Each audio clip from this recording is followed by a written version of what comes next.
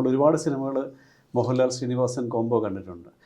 അതിൻ്റെ അടുത്ത തലമുറയുടെ ഒരു കോംബോ ആയിട്ട് തന്നെയാണ് നമുക്കത് ഫീൽ ചെയ്തിട്ടുള്ളൂ. കാരണം ഈ പറഞ്ഞ അല്ലെങ്കിൽ വിനീത് ഉദ്ദേശിച്ച ഒരു കെമിസ്ട്രി ഇവരിൽ സംഭവിച്ചിട്ടുണ്ട്.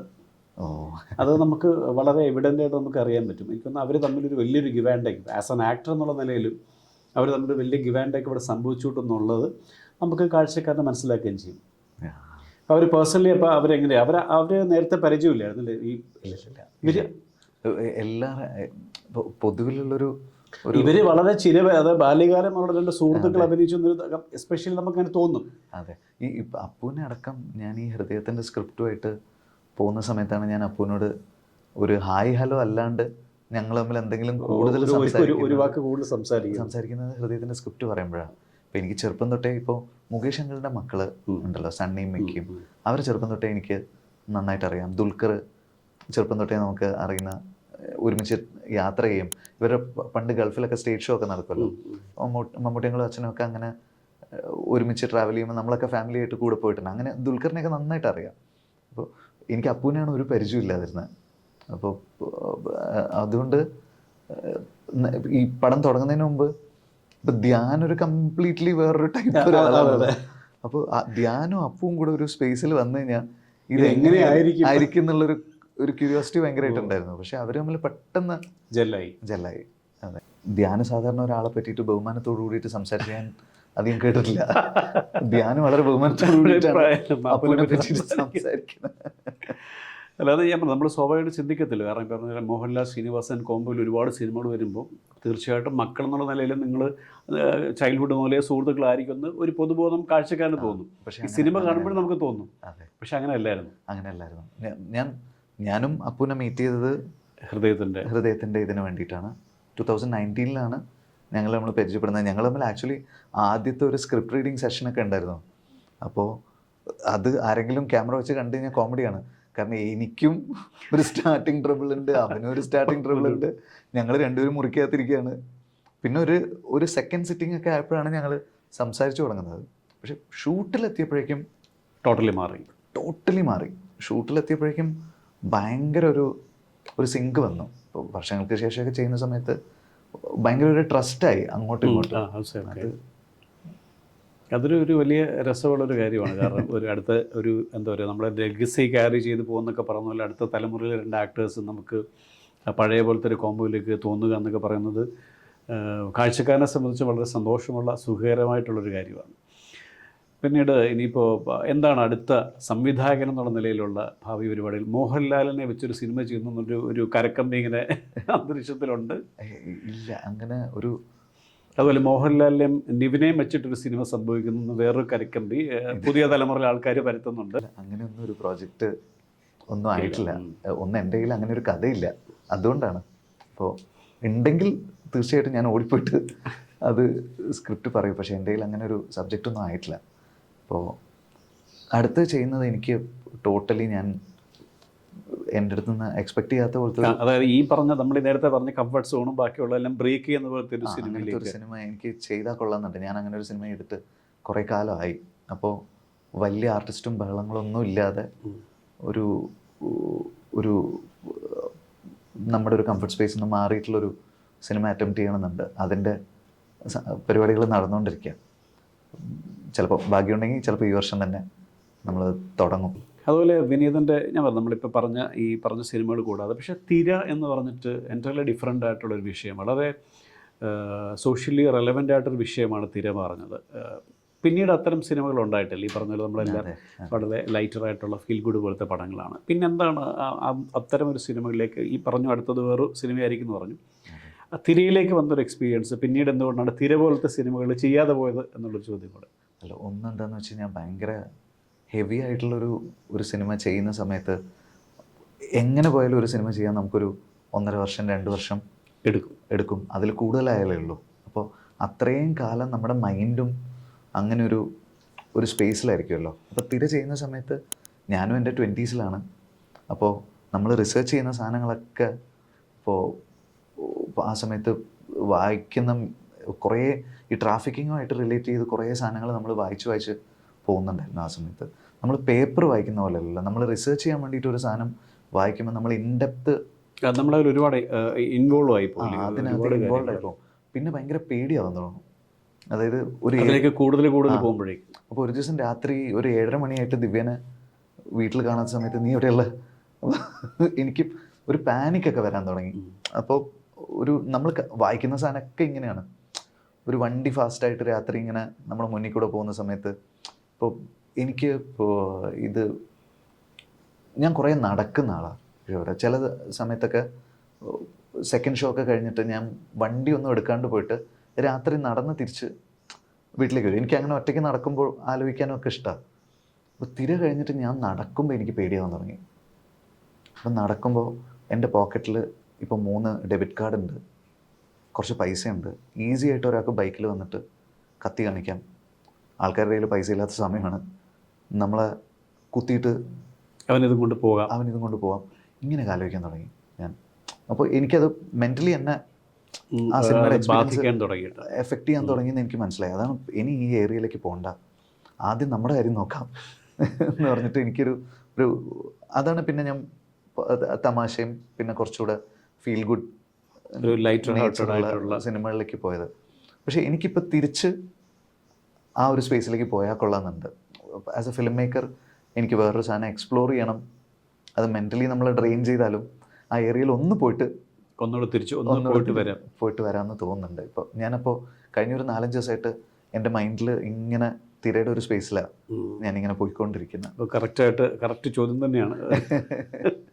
എന്തായാലും ഉണ്ടാവട്ടെ. Because as A film maker ഈ പറഞ്ഞ വ്യത്യസ്തമായ സിനിമകൾ ചെയ്യുമ്പോഴാണ് നമുക്കും പ്രേക്ഷകരുടെ അല്ലെങ്കിൽ ഈ പറഞ്ഞ നമുക്ക് കുറേ കൂടെ ഇപ്പോൾ ഒരേ ടൈപ്പ് സിനിമകൾ ചെയ്യാതെ നമ്മളിലുള്ള ഒരു സംവിധായകൻ എന്നൊരാൾ പുതിയ തലങ്ങൾ എക്സ്പ്ലോർ ചെയ്യുമ്പോഴത്തേക്കും അത് പ്രേക്ഷകർക്കും അത് ഇഷ്ടപ്പെടുന്ന ഒരു കാര്യമായിരിക്കും. അത്തരം ശ്രമങ്ങൾ എന്തായാലും ഉണ്ടാവട്ടെ. അപ്പോൾ ഇതിനിടയിൽ ഈ സംവിധാനത്തിന് ഓഫ് കോഴ്സ് സിനിമകൾ സംഭവിക്കുന്നുണ്ട് നടനെന്നുള്ള നിലയിൽ. പ്രത്യേകിച്ച് ഉണ്ണിമൂന്തനാണ് മൂന്തനുണ്ണി എപ്പോഴും കൺഫ്യൂഷനാണ്. മുകുന്ദനുണ്ണി ഒരു അത് ഭയങ്കര കോമഡിയാണ്. ഉണ്ണി എന്നോട് പറഞ്ഞിട്ടുണ്ട് എന്നെ ഉണ്ണി മൂന്തൻ എന്ന് വിളിക്കുന്നുണ്ട്. അപ്പൊ ഞാൻ പറയും എന്നെ മൂന്തൻ അല്ല എന്നെ മുകുന്ദനുണ്ണി എന്ന് വിളിക്കുന്നുണ്ട്. ഞാൻ പറഞ്ഞു എന്നെ ഉണ്ണി മൂന്തൻ വിളിക്കുന്നുണ്ട്. എപ്പോഴും നമ്മൾ ഞാനത് പറയുമ്പോൾ ഇപ്പൊ തന്നെ വിനോട് ചോദിച്ചില്ലേ ഈ മുകുന്ദനുണ്ണിയാണോ ഉണ്ണിമൂന്തനാണോ എന്ന് പറഞ്ഞൊരു സാധനമുണ്ട്. അപ്പോൾ അതൊരു ഒരിക്കലും പ്രതീക്ഷിക്കാത്തൊരു സിനിമയായിരുന്നു. ഈ പറഞ്ഞ പോലെ നമ്മൾ സാധാരണ സിനിമകൾ എന്ന് പറയുമ്പോഴത്തേക്കും നമ്മുടെ സിനിമയുടെ സങ്കല്പം അനുസരിച്ച് അവസാനം ഇയാൾ നല്ലവനാകും, ഈ നല്ലവനായി ഉണ്ണിയായിട്ട് മാറണമല്ലോ, അങ്ങനെ സംഭവിക്കാത്തൊരു സിനിമയായിരുന്നു അത്. അപ്പോൾ ഇയാൾ ഇങ്ങനെയാണ് എന്ന് നമ്മൾ ടൈലൻഡിലും ഇയാൾ ഇങ്ങനെയാണ് എന്ന് പറയുന്ന തരത്തിലുള്ളൊരു സിനിമയായിരുന്നു അത്. എനിക്ക് തോന്നുന്നു ഒരു പക്ഷേ വിനീതിൽ നിന്നും പ്രതീക്ഷിക്കാത്തൊരു കഥാപാത്രമായിട്ടാണ് വന്നത്. അപ്പോൾ ഈ സംവിധാനത്തിനിടയിൽ ഈ പറഞ്ഞ പോലെ ഓഫ് കോഴ്സ് അഭിനയം ഇതുപോലെ ചില നല്ല കഥാപാത്രങ്ങൾ അതിനിടയിൽ നമുക്ക് വീണ് കിട്ടുക എന്ന് പറയുന്നുണ്ട്. പക്ഷേ ഇതിനിടയിൽ ഈ സംഗീതം എങ്ങനെ കൊണ്ടുപോകുന്നു? ഒരു ഗായകൻ എന്നുള്ള നിലയിൽ ഇപ്പോൾ ഇതിനിടയിൽ എങ്ങനെയാണ് ഇതിൻ്റെ ഒരു സ്പേസ് എങ്ങനെയാണ് ഈ നടൻ സംവിധായകൻ ഗായകൻ? എനിക്ക് സത്യം പറഞ്ഞു കഴിഞ്ഞാൽ ഒരു 2-3 ഇയേഴ്സിനുള്ളിൽ 1 വർഷം കംപ്ലീറ്റ്ലി സിനിമ ഒന്നും ചെയ്യാതെ മ്യൂസിക് സ്റ്റേജ് മാത്രമായിട്ട് ഒന്ന് ട്രാവൽ ചെയ്യണമെന്നുണ്ട്. കാരണം അത്രയധികം സ്ഥലങ്ങളിൽ നിന്ന് ഇപ്പോൾ ശരിക്കും പറഞ്ഞു കഴിഞ്ഞാൽ മലയാളികൾ എല്ലാ സ്ഥലത്തും എത്തി. നമ്മുടെ ആൾക്കാർ, നമ്മുടെ ചെറുപ്പക്കാരെത്തി. നേരത്തെ എങ്ങനെയായിരുന്നു എന്ന് വെച്ചാൽ കുറച്ച് ഇപ്പം ചെറുപ്പക്കാരാണ്. ഞാൻ ഇപ്പം 10ാം ക്ലാസ് 10th കയറി എൻ്റെ മകൻ പോലും +2 കഴിഞ്ഞാൽ ഇവിടം വിട്ട് പോകുന്നുണ്ട്. അപ്പം ഇപ്പം മലയാളി എല്ലാ സ്ഥലത്തും ഇപ്പം ചെറുപ്പക്കാർ ഇപ്പം എത്തും. അതെ, അല്ല അവരൊക്കെ ഇവിടുന്ന് പോകുന്നേ ഉള്ളൂ. അതെ, അവർക്ക് ഇപ്പോഴും അവിടെ ചെന്ന് കഴിഞ്ഞാൽ നമ്മുടെ ഓഫ് കോഴ്സ് നാടിൻ്റെ മെമ്മറീസും ഗൾഫിലൊക്കെ അറിയാമല്ലോ. നമ്മൾ ഓണം എന്ന് പറഞ്ഞാൽ ഓണം തുടങ്ങി അടുത്ത ഡിസംബർ വരെ ഓണാഘോഷം അവിടെ മാത്രമേ ഉള്ളൂ. അതെ, നമുക്ക് ആലോചിക്കാൻ പറ്റുമോ കിഷോറേട്ടാ, 1000 കിലോമീറ്റർ ട്രാവൽ ചെയ്ത് പോയിട്ട് ഒരു സിനിമ കാണുക എന്ന് പറയുന്നത് എനിക്ക് ചിന്തിക്കാൻ പറ്റില്ല. അപ്പം അവിടെ ആൾക്കാരത് ചെയ്യുന്നുണ്ട്. അവരൊരു 7-8 മണിക്കൂറൊക്കെ അവർ താമസിക്കുന്ന സ്ഥലത്ത് നിന്ന് ട്രാവൽ ചെയ്തിട്ട് ചെന്നിട്ട് പോയിട്ട് ഒരു സിനിമ കാണാൻ. അപ്പോൾ അവർക്ക് ആ സിനിമ കാണുക എന്നുള്ളതല്ല, നാടുമായിട്ട് കണക്റ്റഡ് ആയിട്ടുള്ള എന്തെങ്കിലും ഒരു കാര്യം ചെയ്യുക എന്നുള്ളതാണ് അവരാലോചിക്കുന്നത്. അപ്പോൾ അത് അങ്ങനെ ഒരു പോപ്പുലേഷൻ ഇപ്പോൾ ഇങ്ങനെ ഭയങ്കരമായിട്ടുണ്ട്. അപ്പോൾ ഒരു 5 വർഷം മുമ്പ് നമുക്ക് വരുന്ന സ്റ്റേജ് ഷോസിൻ്റെ വിളികളുണ്ടല്ലോ, അതിൻ്റെ ഡബിളും ട്രിപ്പിളും ആണ് ഇപ്പോൾ വന്നുകൊണ്ടിരിക്കുന്നത്. അപ്പോൾ അത്ര എക്സൈറ്റ്മെൻറ്റും ഉണ്ട്, എല്ലാവർക്കും ഉണ്ട്. ഞാൻ പറയുന്നത് എൻ്റെ കേസിൽ മാത്രമല്ല, ഇപ്പോൾ എല്ലാ ടൈപ്പ് ആർട്ടിസ്റ്റിനും വിളികൾ വരുന്നുണ്ട്. പോസ്റ്റ് കോവിഡ് ഭയങ്കരമായിട്ട്. അപ്പോൾ എനിക്ക് ഏതെങ്കിലും ഒരു വർഷം സിനിമ കംപ്ലീറ്റ്ലി ഒന്ന് ഹോൾഡ് ചെയ്ത് വെച്ച് അഭിനയവും ഡയറക്ഷനും മാത്രമായിട്ട് ഒന്ന് പോകണമെന്നുണ്ട്. അത് ഭയങ്കരമായിട്ട് മിസ് ചെയ്യുന്നുണ്ട്. അതാ ഞാൻ ഈ ഇടയ്ക്കൊരു ഗ്യാപ്പ് കിട്ടിക്കഴിഞ്ഞാൽ പോയിട്ട് ഒരു സ്റ്റേജ് കയറി. അല്ല, സ്റ്റേജിൻ്റെ എക്സ്പീരിയൻസ് ഈ പറയുന്ന പോലെ സ്റ്റേജ് വൺസ് നമ്മൾ ശീലിച്ചു കഴിഞ്ഞാൽ അയ്യോ നമുക്ക് ഒരിക്കലും അയ്യോ അത് ഒഴിവാക്കാൻ പറ്റില്ല. അതെ അതെ അത് സ്റ്റേജിൽ ഒരു പക്ഷേ സ്റ്റേജിൽ പോയ ആളുകൾക്ക് അത് കൃത്യമായിട്ട് അറിയാം. കാരണം മറ്റൊന്നും പോലെ അല്ലല്ലോ. ഇപ്പം നമ്മൾ അഭിനയിക്കുന്ന പോലെ ഇതിൻ്റെയൊക്കെ റിസൾട്ടൊക്കെ നമുക്ക് എപ്പോഴാണെന്ന് അറിയില്ല. പക്ഷേ ഇത് നമുക്ക് ഡയറക്റ്റായിട്ട് ഉള്ളൊരു വൈബ്രേഷനാണ് നമുക്ക് സ്റ്റേജിൽ നിന്ന് കിട്ടുന്നത്. ഇപ്പം ഞങ്ങൾ ഇപ്പം അടുത്ത്, ഞാൻ സ്ഥലത്തിൻ്റെ പേര് പറയുന്നില്ല, പറയാണ്ടിരുന്ന കുഴപ്പമില്ല, ഒരു സ്ഥലത്ത് പോയി ഇതുപോലെ ലാസ്റ്റ് മിനിറ്റിൽ അതിൻ്റെ ഓർഗനൈസർ മുങ്ങി, ഒറ്റൊരാൾക്ക് പേയ്മെൻ്റ് ഇല്ല. അപ്പോൾ എൻ്റെ നമ്മുടെ പ്രോഗ്രാമിന് കൊണ്ടുപോയി നമ്മുടെ ഇവൻ്റ് ഓർഗനൈസർ ഉണ്ടല്ലോ, പുള്ളി ബാക്ക് സ്റ്റേജിൽ നിന്ന് കരയാണ്. കാരണം അന്ന് സെറ്റിൽ ചെയ്യാനുള്ള പൈസ ഇല്ല. അപ്പോൾ പുള്ളി എൻ്റെ അടുത്ത് ചോദിച്ചു, വിനീത കയറുമെന്ന്. ഞാൻ പറഞ്ഞു, കരയാനുള്ളത് നമുക്ക് ഷോ കഴിഞ്ഞിട്ട് കരയാം, നമുക്കിപ്പോൾ കയറാം, പരിപാടി ചെയ്യാം, എന്നിട്ട് അത് കഴിഞ്ഞ് കരയാം. ഞങ്ങൾ കയറി ആ ഷോ പെർഫോം ചെയ്തു. കാരണം വന്നിരിക്കുന്ന ആൾക്കാർ അവർക്ക് ഇതിൻ്റെ ബാക്ക് സ്റ്റോറി അറിയില്ലല്ലോ. അപ്പോൾ സ്റ്റേജ് എന്ന് പറഞ്ഞാൽ അതാണ്. സ്റ്റേജ് നമുക്ക് കിട്ടിക്കഴിഞ്ഞാൽ നമുക്ക് അത്ര ഓഡിയൻസിനെ, അല്ലാത്തൊരു സ്പേസിൽ എനിക്ക് ഇച്ചിരി ക്ലോസ്ട്രോഫോബിയ ഉള്ള ആളാണ് ഞാൻ. ഈ ഞായറാഴ്ചകളിൽ മോളിൽ പോകില്ല, എനിക്ക് ആ ഇച്ചിരി പ്രശ്നമാണ് അത്. പക്ഷേ ഇതിൻ്റെ വേറെ കോമഡി എന്താണെന്ന് വെച്ച് കഴിഞ്ഞാൽ, സ്റ്റേജ് കയറിയിട്ട് നമുക്ക് എത്ര ഓഡിയൻസ് കൂടുതൽ കിട്ടുന്നു അത്രയും സന്തോഷമാണ്. ഇതേ പ്രശ്നം എനിക്കുണ്ട്. ഞാൻ ഒരു 100,000 പേരുണ്ടെങ്കിലും ഒരു ഷോ ഹോസ്റ്റ് ചെയ്യാൻ എനിക്ക് ഓക്കെയാണ്. പക്ഷെ ഞാൻ റോഡേ നടന്നു പോകുമ്പോൾ 5 പേരിൻ്റെ ഓപ്പോസിറ്റ് വന്നാൽ എനിക്ക് ഭയങ്കര എനിക്ക് പ്രശ്നം, ഞാൻ നേഴ്സാവും, ഞാൻ തലയും താഴ്ത്തിയിട്ട് പോയി കളയും. ഞാനതുകൊണ്ട് പിന്നെ ഇപ്പം മാസ്ക് ഒക്കെ നമ്മൾ മോളിലേക്കാണ് മാസ്ക് ഒക്കെ വെച്ചു. ഇത് സെയിം പ്രശ്നം അല്ല, അത് ജാടയോ അല്ലല്ല, നമ്മുടെ ഒരു മാനസികമായ പ്രശ്നം. ഞാൻ പറയാം, 100,000 പേര് ഒരു സ്റ്റേജിലുണ്ടെങ്കിൽ നമുക്ക് ഈസിയാണ് അവിടെ പോയിട്ട് ഷോ ചെയ്യാം, പ്രോഗ്രാം അവതരിപ്പിക്കാം. പക്ഷെ എനിക്കൊരു 5 പേര് ഓപ്പോസിറ്റ് ഇങ്ങനെ നേരെ എന്നെ നോക്കി നടന്നു വന്നാൽ എനിക്ക് ഭയങ്കര പ്രശ്നമുണ്ട്. അയ്യോ, ഞാനതിൻ്റെ ഇതേ കാര്യമാണ്. അപ്പോൾ പക്ഷെ അതാണ് സ്റ്റേജിൻ്റെ ഒരു, നമുക്ക് നമ്മളല്ലാതെ ആവാൻ പറ്റുന്ന ഒരു സ്പേസാണ്. അപ്പോൾ ഏതായാലും സംഗീതം കൃത്യമായിട്ടും എനിക്ക് തോന്നുന്നില്ല, പലരും ഈ പറഞ്ഞ പോലെ നമ്മളൊരു സിനിമയിൽ സംവിധായകൻ അല്ലെങ്കിൽ നടൻ എന്നുള്ള നിലയിൽ വളരെ കൃത്യമായിട്ട് യാത്ര ചെയ്തുകൊണ്ടിരിക്കുന്ന ഒരാൾ 1 വർഷം എനിക്കൊരു അല്ലെങ്കിൽ ഇതിൽ നിന്നൊക്കെ മാറിയിട്ട് സംഗീതത്തിന് വേണ്ടിയുള്ള സ്റ്റേജിന് വേണ്ടിയിട്ട് 1 വർഷം ചിലവഴിക്കുക എന്ന് പറയുന്നൊരു ചിന്ത തന്നെ വളരെ ഡിഫറെൻ്റ് ആയിട്ടുള്ള ഒരു ചിന്തയാണ്. അപ്പോൾ എന്തായാലും അത്തരം സംഗീത ശാഖയിലേക്ക് ഒരുപാട് പ്രോഗ്രാംസ്, അല്ലെങ്കിൽ സാധാരണ പ്രേക്ഷകർക്ക് ഒരുപാട് വിനീതനെ നേരിട്ട് കാണാനുള്ള, ലൈവായിട്ട് സംഗീതം ആസ്വദിക്കാനുള്ള ഒരുപാട് അവസരങ്ങൾ ഉണ്ടാവട്ടെ എന്ന് ഞാനും പ്രാർത്ഥിക്കുന്നു. Thank you. പിന്നെ വരുമ്പോഴേക്കും ഈ പുതിയ സിനിമയുടെ കാര്യങ്ങൾ പറഞ്ഞല്ലോ, ഇത് കൂടാതെ ഒരു പേഴ്സണൽ ലൈഫിലേക്ക് വരുമ്പം എനിക്കെപ്പോഴും തോന്നിയിട്ടുള്ളൊരു കാര്യം എന്ന് പറയുന്നത്, ഞാൻ ഈ കഴിഞ്ഞൊരു 5-6 മാസത്തിനിടയിൽ 1-2 പ്രാവശ്യം വീട്ടിൽ പോയി സീനിയേറ്ററായിട്ട് കുറേയധികം സമയമൊക്കെ സംസാരിക്കും. ഞാനും അനുഭവം കൂടെ പോയിട്ടുള്ളത്. സീനിയേട്ടന് എനിക്ക് ഇത്രയും, ഞാൻ പറഞ്ഞില്ലേ, സീനിയേട്ടൻ്റെ ഈ പൊതുബോധവും അല്ലെങ്കിൽ അദ്ദേഹത്തിൻ്റെ ഹ്യൂമർ സെൻസും ഒക്കെ നേരത്തെ ഉള്ളതിനെക്കാട്ടിലും ഒരുപാട് മടങ്ങ് കൂടിയിട്ടുള്ളതായിട്ടാണ് എനിക്ക് തോന്നുന്നത്. ഒരു ശാരീരികമായ ഒരു ബുദ്ധിമുട്ടാണ്, ഫിസിക്കലി ഉള്ള ഒരു ആരോഗ്യ പ്രശ്നങ്ങൾ ഒഴിച്ചാൽ ഇത്രയും മെൻ്റലി ശക്തനായിട്ടുള്ളൊരു സീനിയേട്ടറെ ഒരുപക്ഷെ നേരത്തെ ഉള്ളതിനെക്കാട്ടിലും ശക്തനായ സീനിയേട്ടർ. ഇപ്പോൾ കഴിഞ്ഞ ദിവസം തന്നെ വോട്ട് ചെയ്യാൻ പോയതിൻ്റെ സീനിയേട്ടറിൻ്റെ കമൻറ്റ് വന്നു. അപ്പം ഇതൊക്കെ ഇപ്പോഴും തുറന്ന് പറയാനൊക്കെയുള്ള സാധിക്കുന്ന ഒരു അപൂർവമായിട്ടൊരാളാണ് സീനിയേട്ടൻ. പക്ഷേ എനിക്ക് വിഷമം തോന്നുന്ന കാര്യം, നമ്മൾ ഈ സോഷ്യൽ മീഡിയയിൽ ഒരു തള്ളിക്കയറ്റൽ, സോഷ്യൽ മീഡിയയുടെ പ്ലസും മൈനസും ഉണ്ട്, അത് ഒബ്വിയസ്ലി നമുക്കറിയായിരിക്കും. പക്ഷേ നമ്മളൊരു പൊതുവേദിയിലൊക്കെ സീനിയേറ്ററെ കാണുമ്പോൾ ഈ വീഡിയോസിലൊക്കെ വരുന്ന ഈ ജ്യൂസി ടൈറ്റിൽ കാണുമ്പോൾ എനിക്ക് ഭയങ്കര വിഷമം തോന്നാറുണ്ട്. സീനിയേട്ടൻ ഇപ്പോൾ കണ്ടില്ലേ, പക്ഷേ സീനിയേട്ടൻ വളരെ സ്ട്രോങ് ആണെന്ന് സീനിയേട്ടൻ അറിയാവുന്ന ആൾക്കാർക്ക് അറിയാം. പക്ഷേ ഈ സോഷ്യൽ മീഡിയയിൽ ഇവന് കണ്ടൻറ്റ് കിട്ടാൻ വേണ്ടി, അല്ലെങ്കിൽ ഇത് റീച്ച് കിട്ടാൻ വേണ്ടിയിട്ട് ഈ മോശമായ രീതിയിലുള്ള പല ടൈറ്റിലുകളും സീനിയേട്ടൻ്റെ ആരോഗ്യവസ്ഥയെ പറ്റിയിട്ട് കാണാറുണ്ട്. ഇത് എങ്ങനെയാണ് ഇതിൻ്റെ വിനീതം, അല്ലെങ്കിൽ നിങ്ങളിതിനെ കാണുന്നത് അങ്ങനെ? എനിക്ക് പേഴ്സണലി എപ്പോഴും തോന്നാറുണ്ട്, ഇത്രയും സ്ട്രോങ് ആയിട്ടൊരാളാണ് ശ്രീനിയേട്ടൻ. ഇത്രയും ഞാൻ ഒരു പ്രാവശ്യം എന്തപ്പോൾ സത്യൻ സാറുണ്ടായിരുന്നു, അവർ പുതിയ സത്യൻ സാറിൻ്റെ സിനിമയുടെ പുതിയ ഡിസ്കഷൻ ഉണ്ട്. അപ്പോൾ സാർ ഇടയ്ക്കിടയ്ക്ക് വരും, ഈ പറഞ്ഞ സാറ് വന്ന് റിഫ്രഷ് ചെയ്യുമെന്ന് പറഞ്ഞു. അപ്പം നമുക്ക് പേഴ്സണലി അറിയാവുന്ന ശ്രീനിയേട്ടൻ അദ്ദേഹത്തിൻ്റെ ഏറ്റവും ആരോഗ്യമുള്ള അവസ്ഥയെക്കാട്ടിലും, ഇല്ലെങ്കിൽ ഫിസിക്കലി ഉള്ള ഇന്നത്തെ അവസ്ഥയിലും ഭയങ്കര സ്ട്രോങ് ആയിട്ടൊരാളാണ്. പക്ഷേ നമ്മൾ ഈ സോഷ്യൽ മീഡിയയിൽ പ്രസൻറ്റ് ചെയ്യപ്പെടുന്നത് വേറൊരു രീതിയിലാണ്. അപ്പോൾ ഇത് ശ്രദ്ധിക്കാറുണ്ട് ഇങ്ങനത്തെ വരുന്ന കാര്യങ്ങൾ? ഇപ്പം അതൊന്നും അങ്ങനെ എഫക്റ്റ് ചെയ്യുന്നില്ല സത്യം പറഞ്ഞു കഴിഞ്ഞാൽ. എനിക്ക് അച്ഛൻ ആദ്യം അരവിന്ദൻ്റെ അതിഥികൾ കഴിഞ്ഞിട്ട് ആണ് ഫസ്റ്റ് സ്ട്രോക്ക് വന്ന് ഹോസ്പിറ്റലൈസ്ഡ് ആവുന്നത്. അന്ന് ഇങ്ങനെ അത് ഭയങ്കര വാർത്തയായിട്ട് എല്ലാവരും കൂടി എൻ്റെ അടുത്ത് പറഞ്ഞു, വിനീത് എന്തെങ്കിലും ഒന്ന് പോസ്റ്റ് ചെയ്യും, അച്ഛൻ ഓക്കെയാണ് പറഞ്ഞിട്ടൊന്ന് പോസ്റ്റ് ചെയ്തില്ലെങ്കിൽ എല്ലാവരുടെയും ഫോണിൽ ഇങ്ങനെ വിളികൾ വന്നുകൊണ്ടിരിക്കുക, പുറത്ത് ഹോസ്പിറ്റലിൻ്റെ പുറത്ത് മീഡിയ നിൽക്കുന്നു, എന്തെങ്കിലും ഒന്ന് പറഞ്ഞില്ലെങ്കിൽ ഇതിങ്ങനെ എന്തോ സംഭവിച്ചു എന്നൊക്കെയുള്ള രീതിയിൽ വാർത്ത വരും എന്നൊക്കെ പറഞ്ഞിട്ട് ഞാനപ്പോൾ ഓക്കെയാണ്, റിക്കവർ ചെയ്തുകൊണ്ടിരിക്കുകയാണ്, വേറെ പ്രശ്നങ്ങളൊന്നുമില്ല, അഭ്യൂഹങ്ങളാരും ഇത് പരത്തരുത് അഭ്യർത്ഥനയാണെന്ന് പറഞ്ഞിട്ട് ഞാൻ എന്തോ ഒരു സാധനം അന്ന് എഴുതി.